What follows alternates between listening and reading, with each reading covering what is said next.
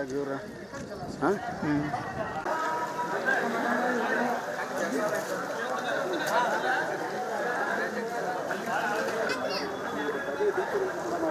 ಅದೇ ನೀರಿನ ಮಹಿಳೆಯರು ತಮ್ಮ ಕೆಲಸ ಕಾರ್ಯಗಳಿಗೆ ಪಂಚಾಯತ್ ಕಡೆ ಹೋಗಿದ್ದಾರೆ. ಇಲ್ಲಿ ಗ್ರಾಮ ಪಂಚಾಯತ್ ಕಡೆ ಕೂಡ ಇಲ್ಲಿ ತೋರಿಸ್ತಾ ಇದ್ದೀನಿ ನಾನು. ನೀರಲ್ಲೇ ನಡೆದುಕೊಂಡು ಹೋಗ್ತಾ ಇರುವಂಥ ದೃಶ್ಯ. ಅದ್ರ ಜೊತೆಗೆ ಇದು ಗ್ರಾಮದ ಪ್ರಮುಖ ರಸ್ತೆ. ಈ ಬೀದಿ ಸಂಪೂರ್ಣವಾಗಿ ರಸ್ತೆ ಏನಿರುತ್ತೋ ಅದು ಒಂದು ರೀತಿ ಹಳ್ಳದ ರೀತಿಯಾಗಿ ಬದಲಾಗಿದೆ. ಅಷ್ಟರ ಮಟ್ಟಿಗೆ ನೀರು ಮನೆಯಲ್ಲಿ ವ್ಯಾಪಿಸಿಕೊಂಡಿರುವಂಥದ್ದು ನೀರು ಸೇರಿನ ಮನೆಯಲ್ಲಿ ಈ ಮರಳಿಗೆ ಫಸ್ಟ್ ನೀರು ಬಂದ ತಕ್ಷಣ ಇರುವಂಥ ಮನೆ ಇದು.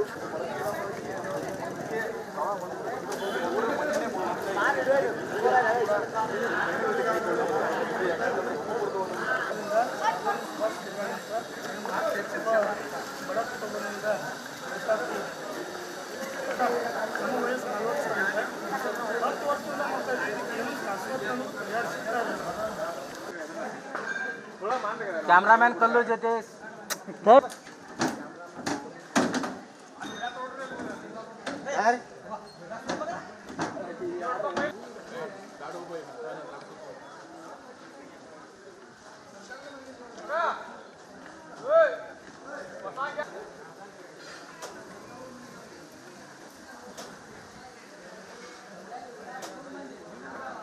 ಎಲ್ಲ ಜೋಡಣೆ ಜೇಪಡಿ ಬಿಟ್ಟು ಕಿತ್ಕೊಂಡು ಹೋಗ್ಯಾರಿ.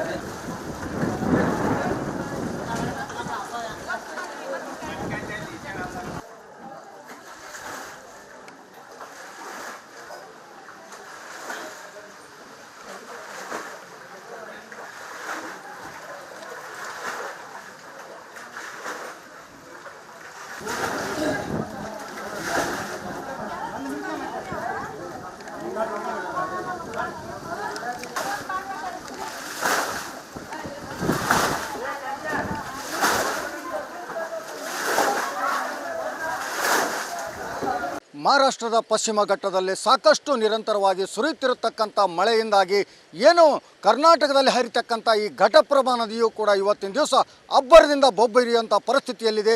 ನಾವೀಗ ನೋಡ್ತಾ ಇರ್ಬೋದು ಮುಧೋಳ ತಾಲೂಕಿನಲ್ಲಿರ್ತಕ್ಕಂಥ ಏನು ಒಂದು ಮಾಚಿಕನೂರು ಗ್ರಾಮಕ್ಕೆ ನಾವೀಗ ಬಂದಿದ್ದೀವಿ. ಮಾಚಿಕನೂರು ಗ್ರಾಮದಲ್ಲಿರ್ತಕ್ಕಂಥ ಏನು ಹೊಳೆ ಬಸವೇಶ್ವರ ಒಂದು ದೇವಸ್ಥಾನ ಇದೆ. ಇದು ಭಾಳ ಐತಿಹಾಸಿಕ ದೇವಸ್ಥಾನವಾಗಿದ್ದು ಇದಕ್ಕೆ ಒಂದು ಚಾಲುಕ್ಯರು ಒಂದು ನಿರ್ಮಿಸಿದಂಥ ದೇವಸ್ಥಾನ ಅಂತಲೇ ಹೇಳ್ತಾರೆ. ಹಾಗಾಗಿ ಇಲ್ಲಿ ಏನು ಸುತ್ತಮುತ್ತಲಿನ ಹಳ್ಳಿಗಳಿಂದಲೂ ಕೂಡ ಬಹಳ ಭಕ್ತಿಗೆ ಪಾತ್ರವಾದಂಥ ಈ ಹೊಳೆ ಬಸವೇಶ್ವರ ದೇವಸ್ಥಾನಕ್ಕೆ ಈಗಾಗಲೇ ಜಲ ದಿಗ್ಬಂಧನವಾಗಿದ್ದು ನಾವೀಗ ನೋಡ್ತಾ ಇದ್ದೀವಿ ದೇವಸ್ಥಾನದ ದೃಶ್ಯ ಎಲ್ಲಿಗಿದೆ ಅಂತಂದರೆ ಇನ್ನೇನು 4-5 ಅಡಿಯಷ್ಟು ಮಾತ್ರ ಆ ಗೋಪುರಕ್ಕೆ ಬರಬೇಕಾದಂಥ ನೀರು ಗೋಪುರಕ್ಕೆ ಬರ್ತಕ್ಕಂಥ ಒಂದು ಸನ್ನಿವೇಶವು ಕಾಣ್ತಾ ಇದೆ. ಜೊತೆಗೇನಂತಂದರೆ ಆ ಅಕ್ಕದಲ್ಲಿ ಪಕ್ಕದಲ್ಲಿ ಇರ್ತಕ್ಕಂಥ ಸಾಕಷ್ಟು ಒಂದು ಅಂಗಡಿ ಮುಂಗಟ್ಟುಗಳು ಕೂಡ ಆ ದೇವಸ್ಥಾನದ ಪೂಜಾ ಸಾಮಗ್ರಿಗಳನ್ನು ಮಾರ್ತಕ್ಕಂಥ ಕುಟುಂಬಗಳ ಅಂಗಡಿಗಳು ಕೂಡ ಅಲ್ಲೇ ಇವೆ. ಅವೆಲ್ಲವೂ ಸಂಪೂರ್ಣವಾಗಿ ಈಗಾಗಲೇ ಮುಳುಗಿ ಹೋಗಿವೆ. ತದನಂತರ ಏನಂತಂದರೆ ಆ ಆಲದ ಮರದ ಪಕ್ಕದಲ್ಲಿರ್ತಕ್ಕಂಥ ಸಾಕಷ್ಟು ಒಂದು ಮನೆಗಳಿಗೂ ಕೂಡ ಈ ನೀರು ನುಗ್ಗಿ ಅಲ್ಲಿದ್ದಂಥವ್ರಿಗೂ ಕೂಡ ಏನು ಈಗಾಗಲೇ ಗಂಜಿ ಕೇಂದ್ರಕ್ಕೆ ಕಳಿಸುವಂಥ ಕಾರ್ಯ ಆಗಿದೆ. ಜೊತೆಗೆ ಏನಂತಂದರೆ ಒಟ್ಟಾರೆಯಾಗಿ ಈ ಒಂದು ನದಿ ಏನು ಮಾಚಕನೂರು ಮತ್ತು ಚಿಕ್ಕೂರು ಮಧ್ಯದಲ್ಲಿ ಬರ್ತಕ್ಕಂಥ ಒಂದು ಪೂರ್ತಿಯಾಗಿ ಬ್ರಿಡ್ಜೇ ಕಾಣ್ತಾ ಇಲ್ಲ. ಹಾಗಾಗಿ ಅದು ಕೂಡ ಮುಳುಗುವಂಥ ಸನ್ನಿವೇಶದಲ್ಲಿದ್ದು ಅದು ಕೂಡ ಮುಳುಗಿ ಹೋಗಿದೆ. ಇದಕ್ಕೇನು ಶಾಶ್ವತ ಪರಿಹಾರ ನೀಡಬೇಕಂತ ಸಾಕಷ್ಟು ದಿನಗಳಿಂದ ಒಂದು ಹೋರಾಟ ಮಾಡತಕ್ಕಂಥ ಈ ಒಂದು ಗ್ರಾಮಸ್ಥರು ಕೂಡ ಇಲ್ಲಿವರೆಗೂ ಯಾವುದೇ ಹೋರಾಟಕ್ಕೆ ಫಲ ಸಿಕ್ಕಿಲ್ಲ ಅಂತಲೇ ಹೇಳ್ತಾ ಇದ್ದಾರೆ. ಕ್ಯಾಮ್ರಾಮನ್ ಮಾಂತೇಶ್ ಜೊತೆ ಸಿದ್ದು ದುತ್ರಗಾಮಿ, ರಿಪಬ್ಲಿಕ್ ಕನ್ನಡ, ಬಾಗಲಕೋಟೆ.